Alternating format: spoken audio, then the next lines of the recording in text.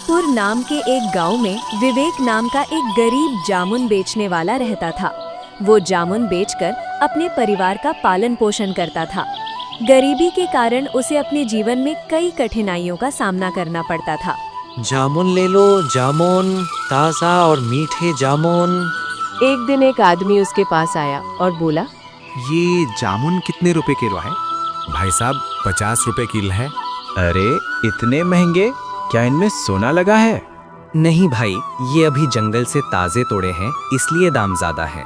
20 रुपए में देना है तो दो, नहीं तो मैं कहीं और से ले लूंगा। विवेक उदास होकर बोला, 20 रुपए बहुत कम है। आदमी गुस्से में चला गया। पूरा दिन बीत गया लेकिन विवेक का एक भी जामुन नहीं बिका। शाम को वो सोच में बैठा था कि तभी गांव के मुखिया रघुनाथ वहां आए। क्या हुआ विवेक, इतने परेशान क्यों हो? विवेक ने सारी बात बता दी। रघुनाथ मन ही मन सोचने लगे, जामुन तो अच्छे हैं, मौका अच्छा है सस्ते में खरीदने का। वो बोले, ऐसा करो 30 रुपए किलो में 10 किलो मुझे दे दो। विवेक ने तुरंत मान लिया। ठीक है मुखिया जी। वो मन में सोच रहा था, चलो कुछ तो पैसे मिल जाएंगे, खाली हाथ घर नहीं जाना पड़ेगा। उधर रघुनाथ मन ही मन हंस रहे थे।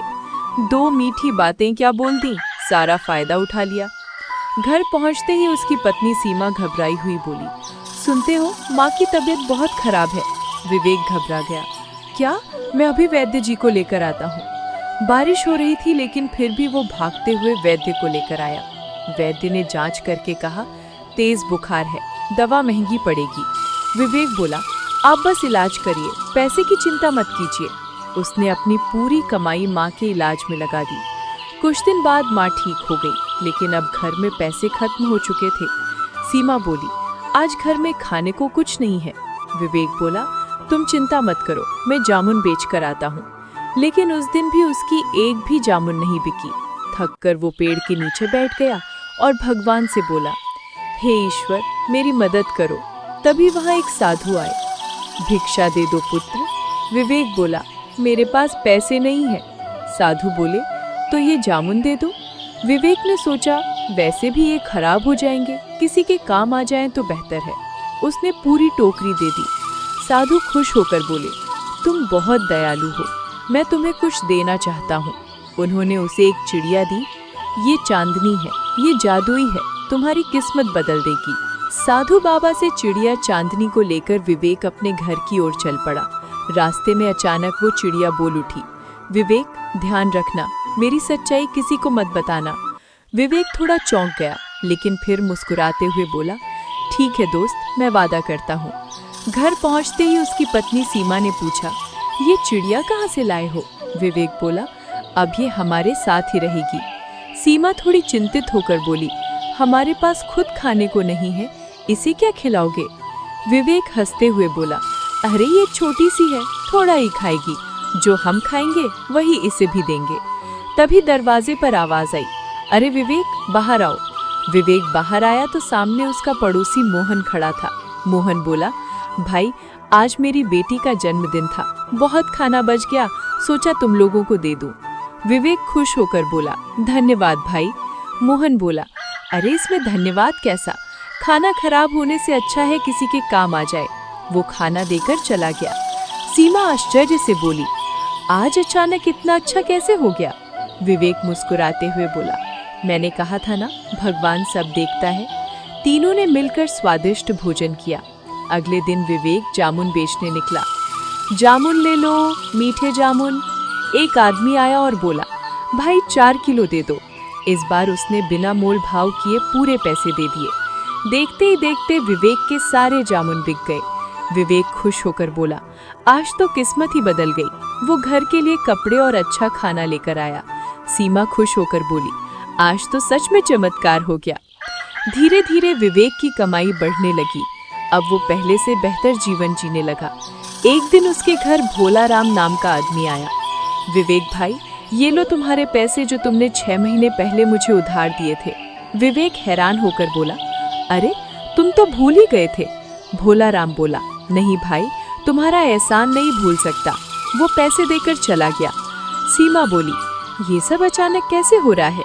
विवेक बोला, पता नहीं, लेकिन लगता है किस्मत बदल रही है।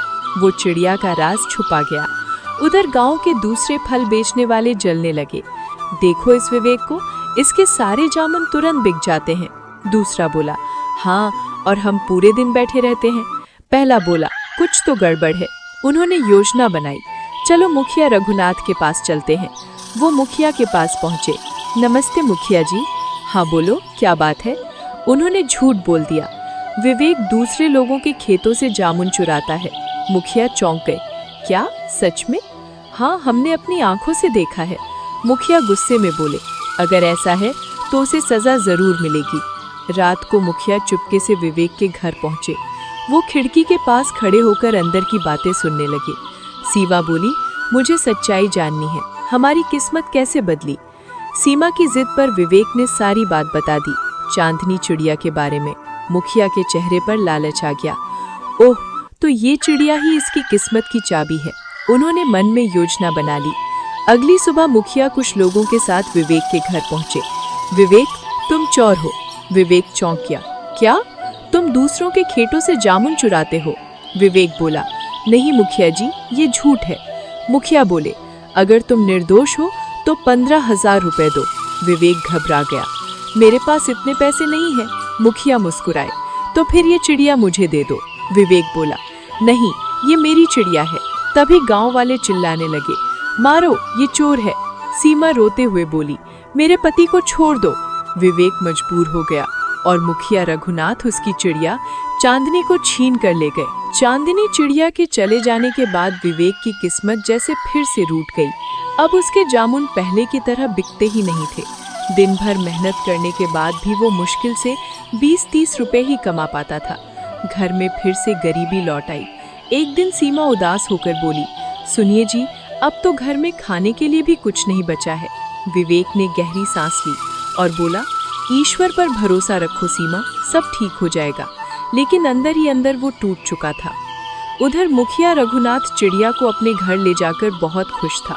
वो चिड़िया से बोला, अब से तुम मेरे साथ रहोगी, मैं तुम्हारा मालिक हूँ। चांदनी गुस्से में बोली, तुम मेरे मालिक नहीं हो, मेरा मालिक विवेक है।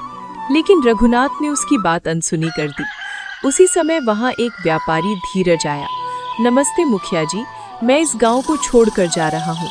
मेरी कुछ जमीनें हैं जिन्हें मैं बेचना चाहता हूँ। रघुनाथ बोला, ठीक है, मैं खरीद लेता हूँ। उसने चालाकी से बहुत कम कीमत में सारी जमीनें खरीद लीं और कुछ दिनों बाद उन्हें दुगुने दाम में बेच दिया। रघुनाथ खुशी से झूम उठा। वाह, ये चिड़िया तो सच में किस्मत की चाबी है। लेकिन एक दिन गलती से पिंजरे का दरवाजा खुला रह गया। मौका पाकर चांदनी उड़ गई। कुछ देर बाद जब रघुनाथ आया तो पिंजरा खाली था। अरे, चिड़िया कहाँ गई? वो घबरा गया। उसी समय व्यापारी धीरज फिर से आया। वो गुस्से में बोला, तुमने मुझे धोखा दिया, मेरी जमीन सस्ते में खरीद कर महंगे में बेच दी। मैं गांव वालों को सब सच बता दूंगा। रघुनाथ डर गया। नहीं, ऐसा मत करो, मैं तुम्हें तुम्हारे पैसे लौटा देता हूँ। उसे मजबूरी में सारे पैसे वापस देने पड़े। वो समझ गया, ये सब मेरे लालच का फल है। उधर विवेक दुखी होकर जंगल की ओर जा रहा था। सीमा ने पूछा, कहाँ जा रहे हो? विवेक बोला, बस थोड़ी देर में आता हूँ। वो सीधा साधु बाबा के पास पहुंचा। प्रणाम बाबा। साधु मुस्कुराए। मुझे सब पता है पुत्र। तभी अचानक चांदनी उड़कर वहां आ गई। विवेक खुश होकर बोला, अरे चांदनी, तुम वापस आ गई। चांदनी ने सारी कहानी बता दी, कैसे वो भाग कर आई। साधु बाबा बोले, मैंने तुम्हें पहले ही चेतावनी दी थी।